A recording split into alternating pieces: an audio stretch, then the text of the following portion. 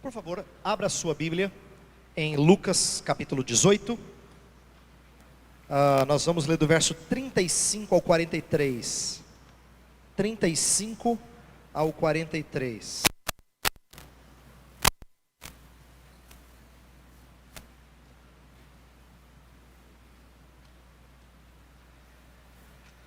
Lucas 18, de 35 a 43. Vou fazer a leitura e depois nós iniciaremos a exposição. Aconteceu que ao aproximar-se ele de Jericó, estava um cego assentado à beira do caminho, pedindo esmolas. E ouvindo o tropel da multidão que passava, perguntou o que era aquilo. Anunciaram-lhe que passava Jesus, o Nazareno. Então ele clamou: Jesus, filho de Davi, tem compaixão de mim? E os que iam na frente o repreendiam para que se calasse. Ele, porém, cada vez gritava mais: Filho de Davi, tem misericórdia de mim. Então parou Jesus e mandou que lhe o trouxessem. E tendo ele chegado, perguntou-lhe: que queres que eu te faça? Respondeu ele: Senhor, que eu torne a ver. Então Jesus lhe disse: recupera a tua vista, a tua fé te salvou. Imediatamente tornou a ver e seguia-o glorificando a Deus. Também todo o povo, vendo isto, dava louvores a Deus. Nossa série é sobre milagres e nós já cobrimos diferentes milagres aqui. Na mensagem inicial eu falei sobre milagres de forma geral, como sinais. Pastor Jailson falou de acalmar a tempestade, eu falei de expulsão de demônios. Pastor Jailson, na semana passada, também explorou a ressurreição dos mortos. E nós estamos continuando com diferentes tipos de milagres. Mas antes de entrar no milagre de hoje, eu quero só fazer uma introdução, lembrando a você aquilo que foi dito na primeira mensagem, que diz respeito ao propósito dos milagres, porque a gente vai voltar neles nesse domingo. Então, vamos lá. Alguns dos propósitos, ou coisas relacionadas aos propósitos, ou ao propósito dos milagres. Eu tenho 4 palavras aqui para você guardar. 4 palavras, tá? Sinais, Messias, fé e restauração. Deixa eu explicar o que cada uma dessas representa naquilo que foi dito e que nós vamos voltar hoje. Primeiro, sinais. O texto que nós lemos na primeira mensagem falava que Jesus fez vários sinais. A palavra sinais era uma das palavras mais usadas por João. Quando ele fala que milagres eram sinais, ele está nos ensinando que milagres não são uma mera demonstração de poder. Jesus não vinha fazer show de poder. Na verdade, Jesus queria que os milagres apontassem para alguma outra coisa. No caso, ele como Messias. Então, essa é a ideia principal de sinais. É que elas apontam para alguma outra coisa. Quem enxerga o milagre pelo milagre não viu aquilo que o milagre intentava mostrar. O milagre aponta para algo mais, que é o Messias. O Messias, ele iria se mostrar capaz de fazer as mesmas obras que o Pai. Inclusive eu disse na primeira mensagem que algumas dos milagres de Jesus fazem paralelo perfeito com feitos grandiosos de Deus no Antigo Testamento. Por exemplo, Deus abre o mar, Jesus acalma o mar. Deus faz cair pão do céu, Jesus multiplica pães. Então ele faz paralelo com aquilo que o grandioso Deus que salvou o povo do Egito havia feito para mostrar que ele é igual ao Pai. O Messias, portanto, é o próprio Deus. Essa é uma outra coisa que o milagre deveria mostrar acerca de Jesus. Nós falamos sobre fé, e fé é uma das partes mais assim delicadas quando a gente trata de milagre, porque as pessoas sempre confundem sobre qual é o papel da fé, que função ela exerce nessa hora. E eu coloquei na primeira mensagem, e hoje eu vou explicar de outra forma. Mas na primeira mensagem eu disse que fé nem sempre, ou melhor, milagres nem sempre eram acompanhados de fé robusta, ou fé assim forte. Pelo contrário, no Evangelho de João principalmente, às vezes Jesus fazia milagres e as pessoas permaneciam incrédulas, ou tinham uma fé frágil. Então João não conta vários milagres para as pessoas realmente crerem em Jesus. Ele registra apenas alguns, porque ele quer que você creia não no que você vê, mas no que foi registrado. Então eu falei na primeira mensagem que João nos ensina com aquele texto de Tomé, que Tomé só creu em Jesus quando ele viu as marcas. E Jesus fala: bem-aventurados os que não viram e creram. Por quê? Porque João não entende que agora vai haver um display de milagres para todo sempre para que você creia em Jesus. Pelo contrário, ele já fez vários, você tem que crer naquilo que foi registrado. É isso que João espera do seu evangelho. E por último eu disse que milagres operam a uma restauração da ordem natural. Eles são vislumbres do poder redentivo de Cristo, que faz o deserto voltar a ser jardim, como a gente leu na ordem de culto. Então esses 4 pontos, eles vão aparecer de maneira espalhada nessa mensagem, mas eu creio que eles são fundamentais para a gente inculcar, para nós aprendermos de fato qual era a razão, qual era o propósito de Jesus demonstrar seu poder através desses feitos extraordinários. Bem, e eu disse que a série sempre acompanha 2 perguntas, 2 ideias que nós queremos trabalhar. O que os milagres revelam acerca de Jesus, o operador de milagres, e o que nós podemos aprender e esperar em relação a tais feitos de Cristo. Então nós vamos trabalhar novamente as 2 coisas, o que que Cristo, o que que isso mostra de Cristo e o que que nós podemos esperar sobre em relação aos nossos problemas hoje. E nós vamos hoje tratar de um tipo de cura, mas eu vou falar de cura de maneira geral, porque Jesus curou diferentes pessoas. Na passagem de hoje, um cego. Mas eu quero trabalhar mais do que só cegueira, pensando na ideia de que todos nós estamos atrás de cura. Afinal de contas, desde que o pecado trouxe enfermidades, desde que o mundo ficou um mundo quebrado, como nós falamos na liturgia, a busca do ser humano por cura tem sido incessante. Então não importa se é uma cultura primitiva com os seus feiticeiros, ou se é uma cultura rebuscada com os seus hospitais de última geração, todo mundo busca a mesma coisa. Todo mundo busca a mesma coisa: saúde. Inclusive as pessoas que querem dizer que elas não são interesseiras, elas falam, não me importa dinheiro, tendo saúde para dar e vender, está tudo bom. O brasileiro fala assim. Por quê? Porque cura é algo que todos nós ansiamos. E isso inclusive afeta a maneira como nós nos relacionamos com Deus e a nossa fé. Eu vou explicar como. Por quê? Porque nós sabemos que, principalmente no Brasil, isso é muito evidente, mas em todo o mundo, existe a manifestação daqueles que, em linha neopentecostal, têm atraído pessoas, muitas pessoas, aos seus cultos de milagres. Nós vemos pessoas anunciando como elas operam grandes feitos, mas presta atenção, ninguém quer ver milagre pelo milagre. Não é interessante que ninguém diz assim, vou andar por sobre a água, não faz nada para você, então ninguém vai. Andar por sobre a água pode ser um show de mágica, aí é interessante, mas é diversão. Tem mágico que se diz andar por sobre as águas, mas só que ninguém quer isso, todo mundo quer algum benefício. Então elas vão atrás desses eventos porque eles trazem supostamente cura dos seus males. As pessoas querem isso atrai a muitos, mas a verdade é que esses não são os únicos que estão atrás de cura. As nossas igrejas, os chamados protestantes históricos, eles preenchem suas reuniões de oração com pedidos a favor de enfermidades. Não é verdade que quando a gente se reúne para reunião de oração, qual é o pedido mais comum entre nós? Tem jeito. A gente também faz isso. A gente também está atrás da mesma coisa. Nós podemos até achar que a igreja A, B ou C não se porta muito biblicamente na busca por essas coisas, mas nós queremos também. Porque a enfermidade também nos aflige.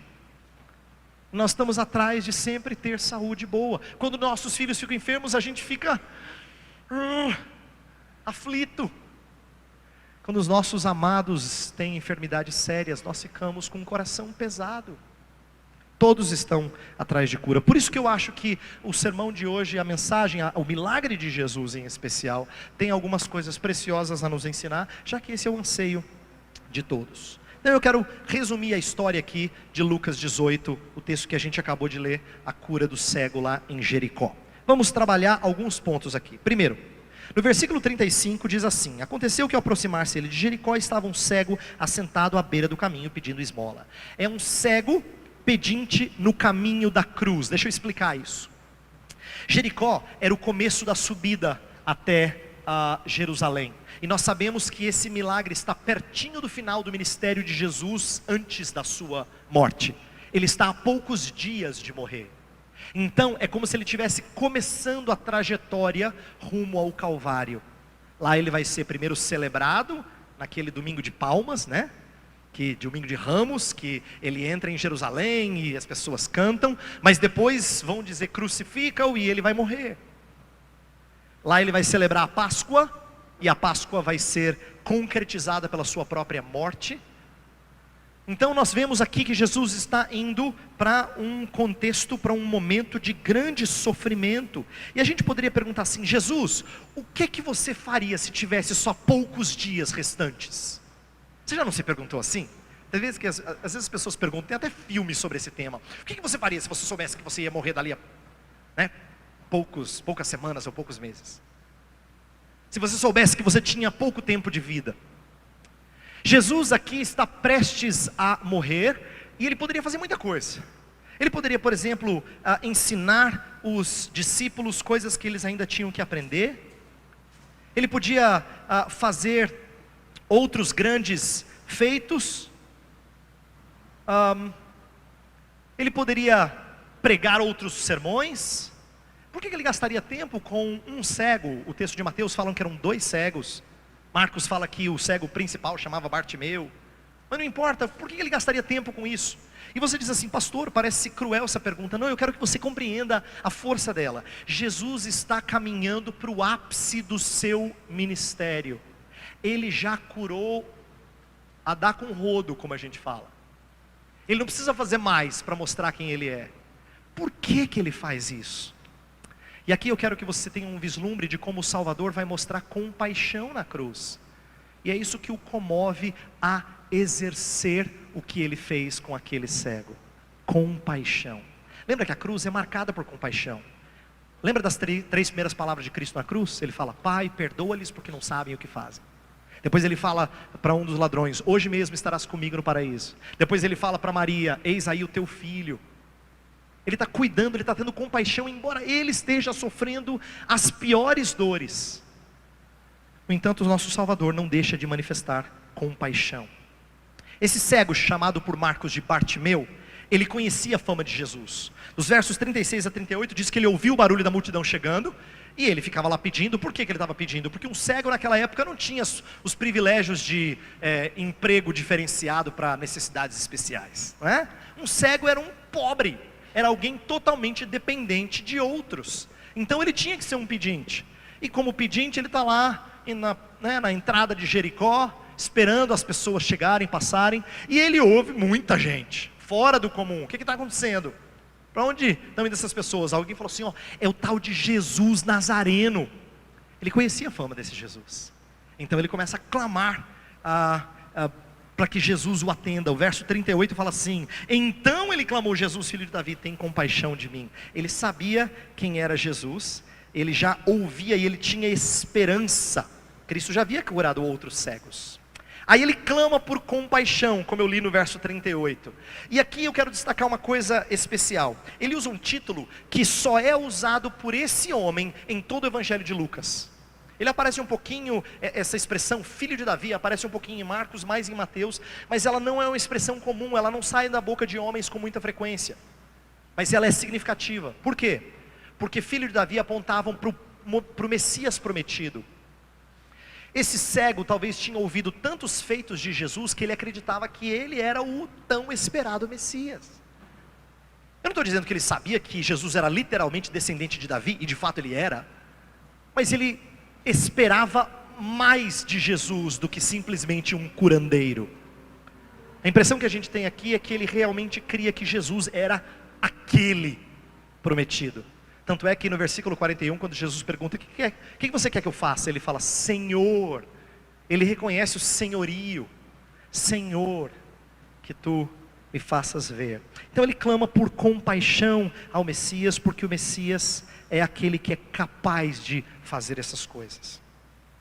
Só que não foi fácil o seu clamor. Ele teve gente que tentou fazer ele calar. No versículo 39 diz assim: e os que iam na frente o repreendiam para que se calasse. Ele, porém, cada vez gritava mais. Isso aqui é interessante, é bom que você tente imaginar o contexto da época. Um pedinte é alguém que era desprezado pelas pessoas. Mais do que isso, ele era um cego, e na cabeça de alguns a cegueira possivelmente era resultado de algum pecado dele ou dos seus pais. Lembra que eu falei da história de João 9?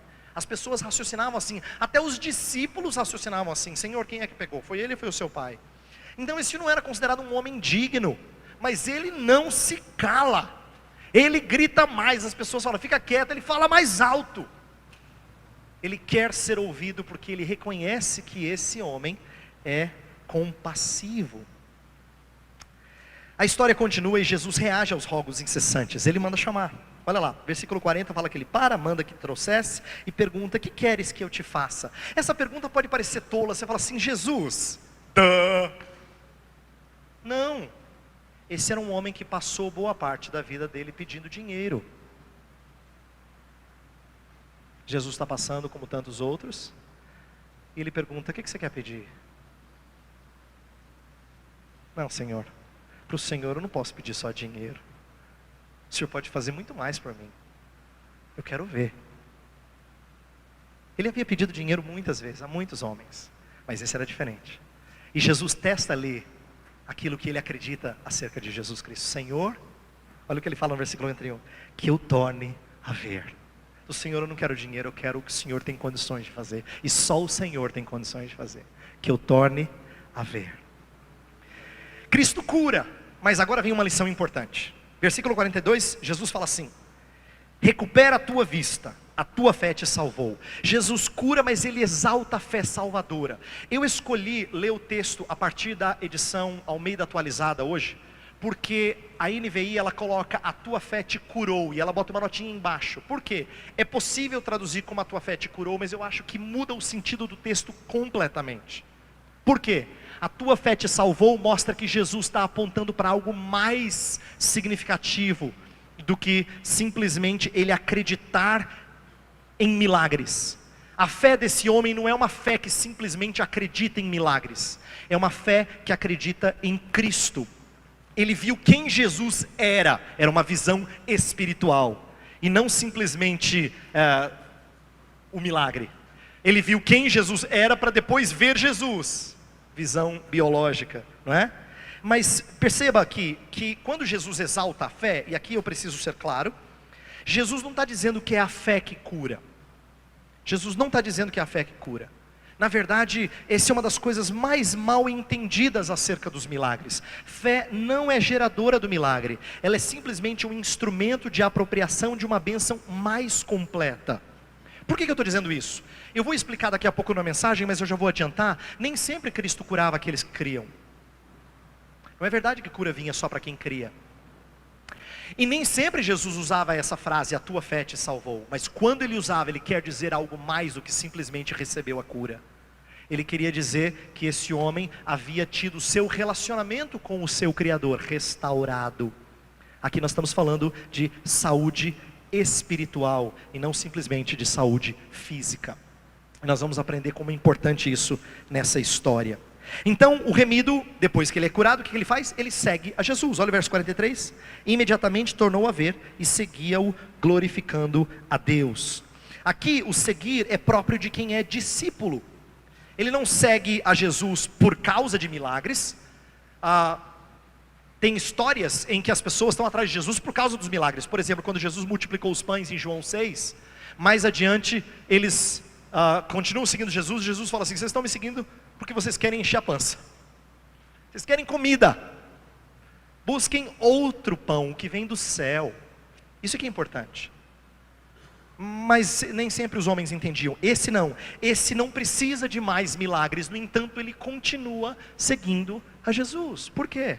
Porque quem é remido, esse não consegue ficar sem responder ao amor e à compaixão do seu Redentor. Quem antes estava à beira do caminho, agora segue o caminho da cruz. Não é interessante? Antes estava à beira do caminho, agora ele segue o caminho da cruz. E termina a história como? Olha o versículo 43, a segunda metade fala assim: também todo o povo, vendo isso, dava louvores a Deus. Todo o povo dava louvores a Deus, mas como? Vendo isto. Não é interessante que essa frasezinha entrou na história de um cego curado? Eles também viram. Eles não simplesmente viram, eles viram, entendeu? Eles enxergaram, e por isso que eles louvaram a Deus. A ideia é que houve uma percepção mais clara. Nem todo mundo que via um milagre, via a Jesus. Por exemplo, na história do cego de nascença, lá em João 8 fala que Jesus é a luz do mundo. Aí no capítulo 9 ele cura o cego de nascença. Os fariseus querem pegar Jesus. E Jesus fala assim, vocês são cegos. Quer dizer, eles não viram. Mas eles viram o homem curado. Não, mas eles não viram. Mas eles viram. Não, eles não viram. Entendeu? Esses viram. Eles viram. E quem vê também louva. O que a gente pode aprender dessa história? Vamos lá. Deus realmente cura. E eu quero falar disso agora sobre coisas que nós podemos pensar acerca dos nossos dias. O que eu quero dizer com isso é o seguinte: nós temos que entender que Deus faz essas coisas. Agora, como Ele faz é que nós temos que entender, e quando Ele faz e por que Ele faz é que é a parte em que nós temos mais dificuldades de compreender. Não negamos que Deus ainda faça milagres em nossa falta de saúde. Nós não estamos aqui para falar que Deus não faz milagres. Ele ainda é capaz e creio que Ele ainda faça. Ele continua poderoso e compassivo. Porém, sabemos que milagres tiveram propósitos específicos na história. Eu já falei disso antes e eu vou repetir um pouco disso hoje. Se eles tiveram um propósito específico, então a gente deve pensar assim: o que eu devo pensar acerca desses milagres? Queremos focar se é lícito esperar que tais curas aconteçam conosco. Em outras palavras, Senhor, devo orar por milagres assim? Devo orar por milagres assim? Essa semana eu estava assistindo parte de um documentário em que um médico havia desenvolvido, não é ele que havia desenvolvido, mas ele trabalhava no Brasil com implantes para tentar restaurar um pouco da visão de quem era totalmente cego. E na história, curiosamente, a reportagem mostra uma coisa que ela não percebeu. Ela não percebeu a riqueza da ilustração que ela ia me dar, de jeito nenhum. Por quê? Porque disse a mulher que recebeu o implante, ela chorou emocionada porque agora ela podia ver a sombra do seu marido. Ela não via o marido, não foi uma restauração completa, mas agora ela conseguia ver a sombra. Aí a reportagem disse brevemente: mais tarde essa mulher teve depressão porque não combinava com as expectativas dela, isto é, ela não viu tudo que ela queria ver.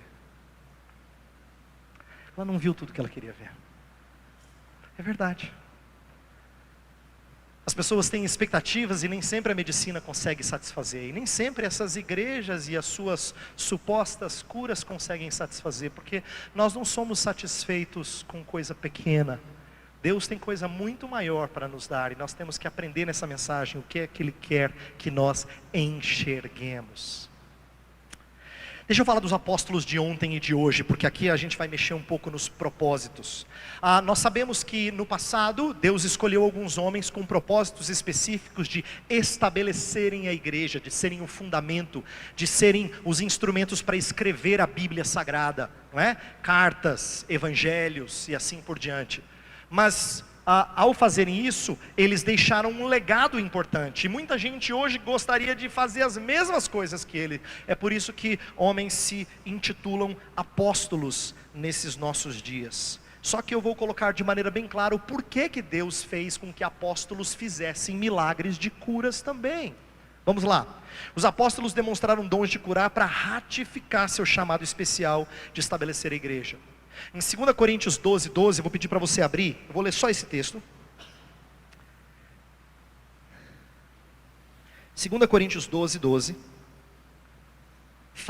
Paulo explica o porquê que ele tem esses poderes. Ele fala assim: pois as credenciais do apostolado foram apresentadas no meio de vós, com toda persistência, por sinais, prodígios e poderes miraculosos. As credenciais do apostolado, em outras palavras, eu estou fazendo isso não é porque eu sou mais santo que vocês, é porque Deus queria que eu e outros fôssemos ouvidos como mensageiros da palavra dele. Isso era o apóstolo. O apóstolo era enviado para semear onde antes não havia semeado, para lançar o fundamento da igreja.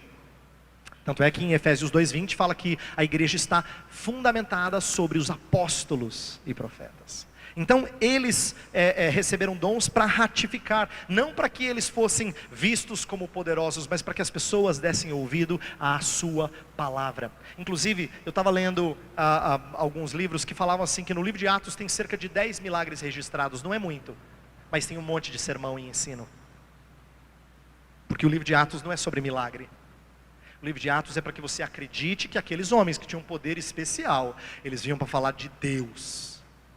De Deus. O que eles tinham era diferenciado. Mas nós acreditamos que essa classe de apóstolos, ela cessou de existir. Como classe, os apóstolos cessaram de existir. As curas mediante os chamados curandeiros, sejam eles evangélicos ou não, podem ser várias coisas. Podem ser sugestionadas, a gente sabe que isso às vezes acontece. Podem ser demoníacas, a Bíblia nunca esconde que Satanás tem poder, mas certamente são uma coisa, elas testam a nossa fidelidade. Deixa eu explicar isso para você prestar bastante atenção. Quando você vai a um lugar em que você está lá para receber um benefício, e essa é a maior motivação, Deus está testando o seu coração. Em Deuteronômio capítulo 13, Deus ensinou que às vezes Ele mandava profeta que falava coisa espetacular, acontecia, as pessoas falavam, esse cara tem que ser de Deus, porque aconteceu. E aí a sequência da história mostrava que Deus estava testando a fidelidade deles. Por quê? Porque esse profeta estava afastando esses homens do Senhor.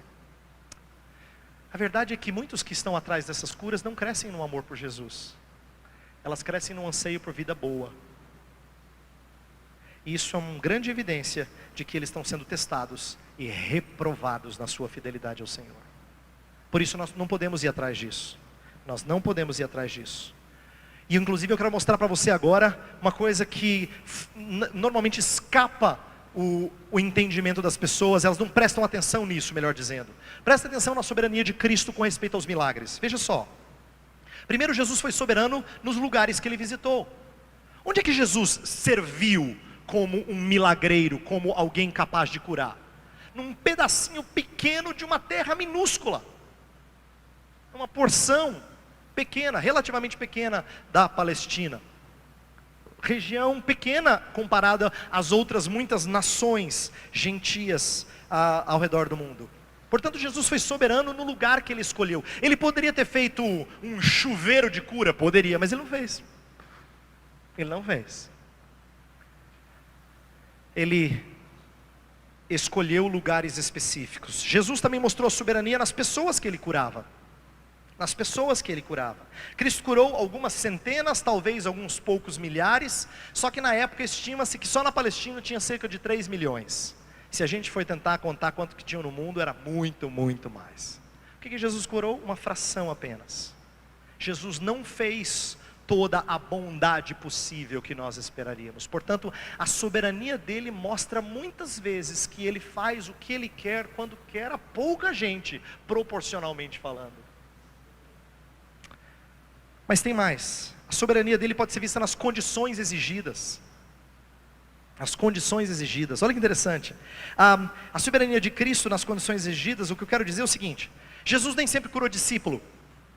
Eu já citei o caso do cego de nascença, ele não sabia nem quem era Jesus. Quando Jesus chega para ele e fala assim, então, você crê no Messias? Ele fala, me mostra para eu crer.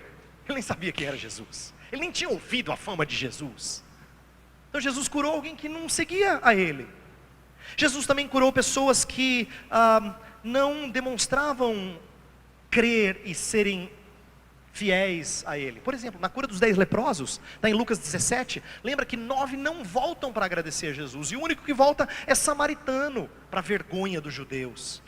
O que Jesus está demonstrando? Que o seu poder foi demonstrado muitas vezes na vida de pessoas que não eram gratas a Ele. Portanto, não é verdade que cura vem proporcional à nossa fé. Às vezes ela vinha para gente que nem fé tinha. Cura não é proporcional à nossa fé. Jesus curava multidões sem que eles demonstrassem qualquer grau mínimo de espiritualidade.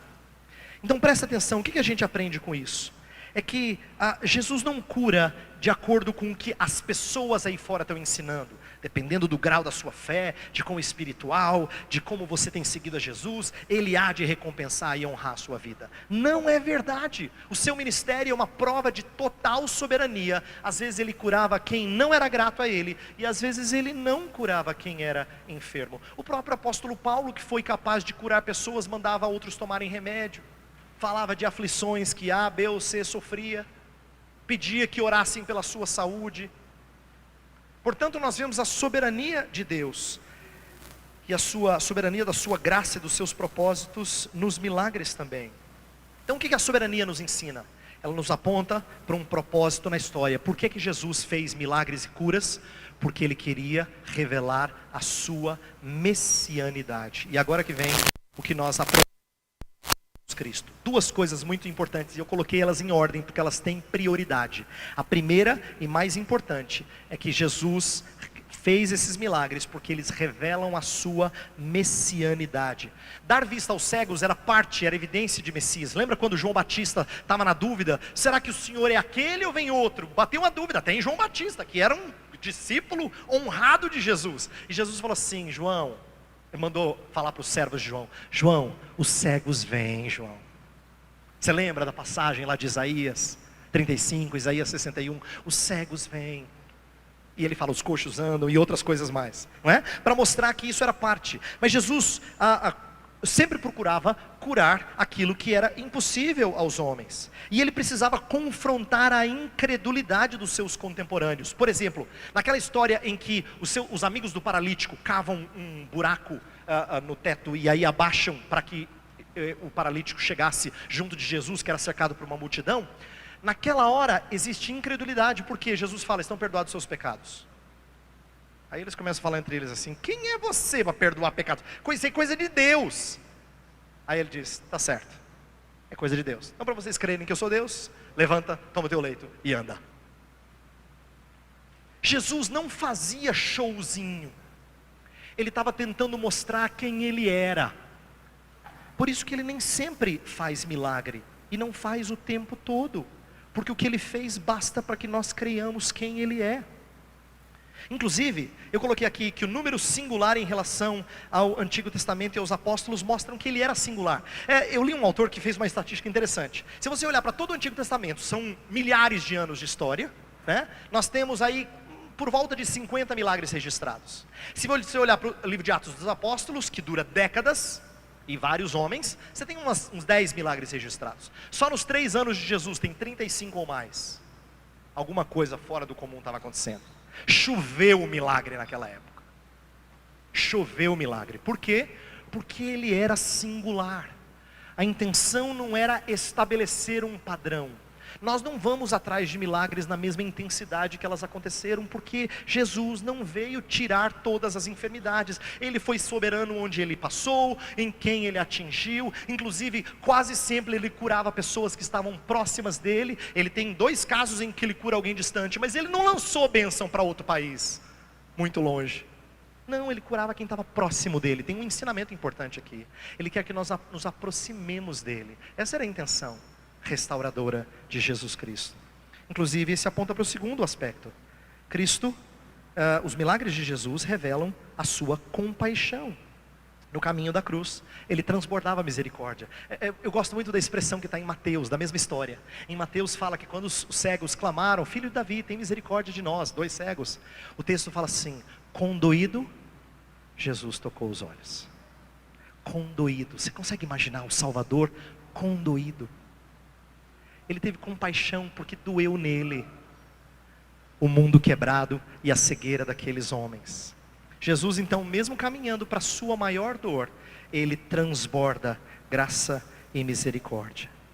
O elemento de compaixão sempre predominou nos milagres. Já percebeu como Jesus nunca fez milagre para julgar os homens? Ele poderia, né? Ter feito raio cair do céu, terremoto para as pessoas morrerem. Poderia, mas ele não faz. Milagres são evidência da sua misericórdia, da sua graça. Elas revelam a sua compaixão. Mas atenção, você poderia dizer assim, pastor, mas se revela a sua compaixão, as pessoas hoje também precisam de compaixão. É verdade, é verdade. Mas eu disse que eu ia colocar na ordem porque tem uma ordem de prioridade. Milagres em primeiro lugar revelam a messianidade de Jesus. E isso já foi evidenciado. O Senhor continua sendo compassivo, sim, mas não necessariamente da mesma forma. Então você pode perguntar, então eu não posso orar por cura? Claro que sim. Tanto no Antigo Testamento quanto no Novo Testamento, a gente tem passagens que mostram que fiéis buscaram cura para suas doenças. Mas aquilo que eu quero que você aprenda aqui é significativo, é o seguinte: se a cura de Jesus revelava a sua redenção na oração, então presta atenção. Crente, isso aqui vale só para o crente. Para o crente, não importa a resposta de Jesus, ele vai ter vislumbre redentor. Sempre ele tem vislumbre redentor. Se Deus cura, ele mostra a sua compaixão. Se ele leva, ele mostra ainda mais. Mas você diz, pastor, mas tem aquele meu parente que não é crente. Mas Jesus nunca fez milagre para dar showzinho, eu falei isso. Quando ele fazia, ele tinha a intenção de atrair as pessoas para que conhecessem a ele. Aquele cego creu nele, não no milagreiro simplesmente, não na possibilidade do milagre, ele creu em Jesus. E por isso que Jesus exaltou a fé antes do que a cura. A tua fé te salvou, ela trouxe restauração, muito maior do que só ver fisicamente. Esse é o propósito dos milagres, de sarar nossas feridas, é que nós conheçamos a Ele. Por exemplo, em Isaías 53, um dos textos mais lindos que falam da obra de Jesus, como o servo sofredor, fala que Ele tomou sobre si as nossas enfermidades, Ele sarou as nossas chagas. Por que doença está conectada à cruz? Porque o propósito de Jesus curar era sempre apontar para a cruz. Esse era o propósito. Inclusive em Apocalipse 22, o último texto da Escritura, fala que a árvore da vida, as suas folhas saram as nossas doenças. Por quê? Porque o propósito é mostrar que ao final, o Redentor tem trazido o mundo àquilo que devia ser. E a sua redenção, é isso que tem que ser exaltado. Pessoas que têm corrido atrás de milagre pelo milagre não querem redenção, querem conforto. E Jesus não quer discípulos confortáveis. Ele quer discípulos remidos. Por isso que eu quero terminar com essa lição. Esse texto nos ensina que Jesus dá vista aos cegos, mas não aquela vista física simplesmente. Essa passagem mostra mais. O maior propósito de dar vista aos cegos era abrir os olhos das pessoas para que enxergassem a Jesus. É isso que ele queria. Ele queria que as pessoas vissem quem ele era, e se aproximassem dele.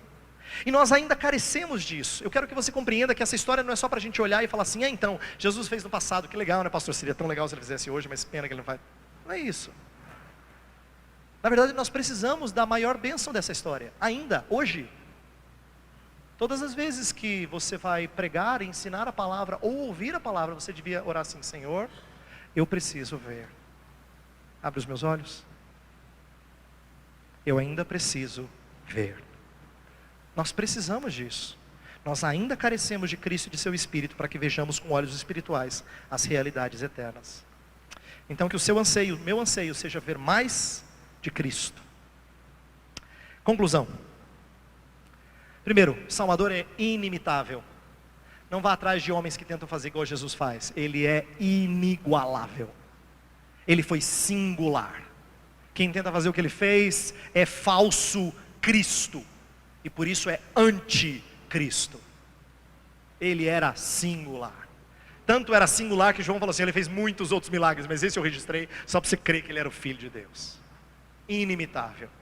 Não vá atrás de quem promove esse tipo de coisa como se fosse parecido ou igual a Jesus. Segundo, ansiar por restauração é legítimo. Nós vivemos num mundo quebrado. E nós temos que clamar por aqueles de nós, ou aqueles entre nós que estão enfermos. Então ore, isso não é ilegítimo, mas compreenda o propósito principal. Comece com o desejo de ver mais. Senhor, ainda que o Senhor não me dê a bênção que eu procuro, o Senhor tem bênção reservada para mim. Abre os meus olhos. Nós vamos pedir isso agora. Feche os seus olhos, vamos orar. Senhor, nós precisamos enxergar mais do que simplesmente Jesus como um curandeiro. Ele fez coisas extraordinárias e nós cremos que o Senhor pode fazer coisas extraordinárias ainda hoje. Mas as pessoas têm deturpado, alguns evangélicos têm deturpado esses ensinos, dizendo que eles podem muito, como se fossem parecidos com Jesus, e dizendo que as pessoas que não são curadas não têm fé suficiente. Pai, isso é tão contrário à Tua palavra. Tão contrário à Tua palavra. Tua palavra nos ensina que o Salvador era inigualável. Que Ele curava pessoas conforme a sua soberania, quem Ele quisesse. Alguns crentes, outros não. Alguns gratos, outros ingratos. Curava na frente de incrédulos. Alguns reagiam com fé, outros com ceticismo e ódio. Para mostrar que milagres não são mera demonstração de poder. Elas foram a prova de que Jesus é o Filho de Deus. E é isso que nós queremos enxergar hoje. Mais de Jesus Cristo. mais de como Ele é parecido contigo, com o Pai.